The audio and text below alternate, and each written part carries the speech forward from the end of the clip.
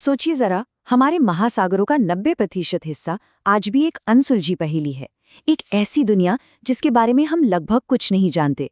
और हाल ही में वैज्ञानिकों ने ठीक उसी अनजान दुनिया में कुछ ऐसा खोज निकाला है जिसने सबको हैरान कर दिया है। तो सवाल ये उठता है कि हम चांद और मंगल तक को समझने की कोशिश कर रहे हैं, पर क्या हम अपने ही घर, अपनी पृथ्वी को पूरी तरह से जानते हैं? और जवाब है बिल्कुल नहीं। असली अनजानी दुनिया कहीं और नहीं, बल्कि हमारे पैरों के ठीक नीचे समंदर की गहराइयों में छुपी है। जी हाँ, 90% हमारे महासागरों का इतना बड़ा हिस्सा आज तक ठीक से देखा ही नहीं गया, ना ही उसे खोजा गया है। ये हमारी अपनी दुनिया में छिपा हुआ शायद अंतरिक्ष से भी बड़ा रहस्य है। अच्छा, तो जरा इस दुनिया में और गहरे उतरते हैं। ये गहरी समुद्री दुनिया किसी दूसरे ग्रह जैसी है। यहाँ दबाव इतना ज्यादा है जो किसी भी इंसान को पल भर में कुचल सकता है। सूरज की रोशनी का एक कतरा भी नहीं पहुंचता और तापमान लगभग जमा देने वाला होता है। ये एक ऐसी जगह है जहाँ पहुंचना नामुमकिन सा लगता है, लेकिन फिर भी यहाँ जिंदगी है। तो ये सारी नई खोजें आखिर हुई कहाँ? इसका जवाब हमें ले जाता है प्रशांत महासागर की गहराइयों में, एक ऐसी जगह पर जिसे कहते हैं क्लेरियन क्लिपर्टन जोन। तो ये क्लेरियन क्लिपर्टन जोन, जिसे CCZ भी कहते हैं, प्रशांत महासागर में एक बहुत ही विशाल और गहरा इलाका है। यहाँ का माहौल जमीन से इतना अलग है कि ये एक अलग दुनिया ही लगती है। और यहीं पर वैज्ञानिकों को कुछ ऐसा मिला है जिसने जीव विज्ञान की दुनिया में सचमुच हलचल मचा दी है। पता है क्या मिला? वैज्ञानिकों ने सिर्फ इसी एक छोटे से इलाके में 788 प्रजातियों को डॉक्यूमेंट किया है। ये आंकड़ा हैरान करने वाला है, खासकर जब हम सोचते हैं कि ये जीव दुनिया की कुछ सबसे मुश्किल परिस्थितियों में जी रहे हैं। और ये कोई आम जीव नहीं है। जरा देखिए तो, गुलाबी समुद्री सुअर, आर पार दिखने वाले समुद्री खीरे और घोस्ट शार्क जैसे अजीब और अद्भुत जीव। इनमें से कई तो विज्ञान के लिए पूरी तरह से नए हैं। सोचिए, 300 से ज्यादा तो नई तरह के कीड़े ही मिले हैं। लेकिन इस कहानी में एक बहुत बड़ा मोड़ है। जहां एक तरफ जीवन की ये शानदार खोज हो रही है, वहीं दूसरी तरफ इसी जगह पर एक और दौड़ शुरू हो चुकी है, दौलत की दौड़।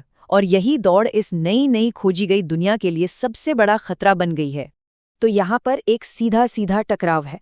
एक तरफ है एक बेहद नाजुक इकोसिस्टम जिसमें सैकड़ों अनोखी प्रजातियां रहती हैं, और दूसरी तरफ ठीक उसी जगह पर कोबाल्ट, निकल और तांबे जैसी कीमती धातुओं का विशाल भंडार है, जिसकी आज की टेक्नोलॉजी को बहुत ज़रूरत है। तो ये माइनिंग कंपनियां इन पॉलीमेटेलिक नोड्यूल के पीछे हैं। ये आलू जैसे दिखने वाले धातु के पिंड हैं जो समंदर की तलहटी पर बिखरे पड़े हैं और हमारी बैटरी, स्मार्टफोन और दूसरे इलेक्ट्रॉनिक्स के लिए ज़रूरी मेटल से भरे हुए हैं। तो चलिए अब देखते हैं कि इन धातुओं को निकालने की जो प्रक्रिया है, वो इस नाजुक दुनिया पर क्या असर डालती है। ये प्रोसेस बहुत सीधा और उतना ही विनाशकारी है। बड़ी बड़ी सक्शन मशीनें एक वैक्यूम क्लीनर की तरह समंदर की तलहटी को खुरचती हैं, जिससे मिट्टी और रेत के बड़े बड़े बादल बन जाते हैं।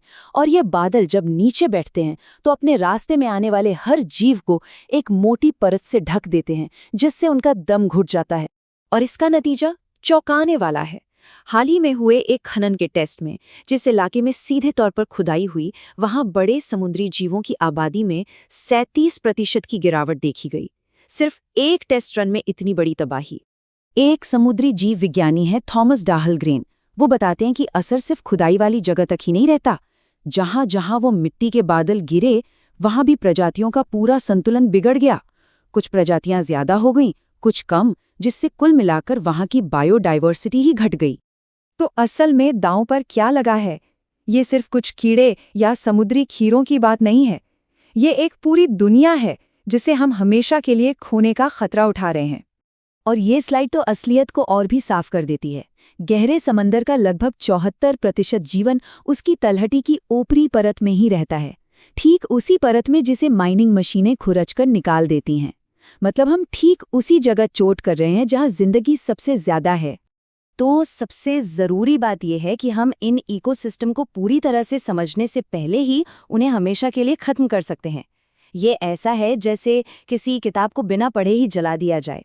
ये खोज से पहले विलुप्त होने जैसा है। और ये सब हमें एक बड़े सवाल पर ले आता है। हमारे ग्रह का अगला अध्याय क्या होगा? क्या हम खोज करेंगे या फिर शोषण? फैसला हमारे हाथ में है। और यहाँ एक और चौंकाने वाली बात है, ये जो 788 प्रजातियां मिली है ना, ये तो बस उस विशाल दुनिया की एक छोटी सी झलक हो सकती हैं। वैज्ञानिकों का अनुमान है कि गहरे समंदर में लाखों और प्रजातियां हो सकती हैं, जिनके बारे में हमें अभी कुछ भी नहीं पता। ये हमें एक आखिरी सोच पर छोड़ जाता है। अगर हमारे अपने ग्रह के इतने बड़े हिस्से में इतनी जिंदगी छिपी है जिसे हमने अभी देखना शुरू ही किया है, तो क्या हम सच में कह सकते हैं कि हम पृथ्वी को जानते हैं? या फिर हम सिर्फ सतह पर जी रहे हैं जबकि असली दुनिया तो नीचे छिपी है?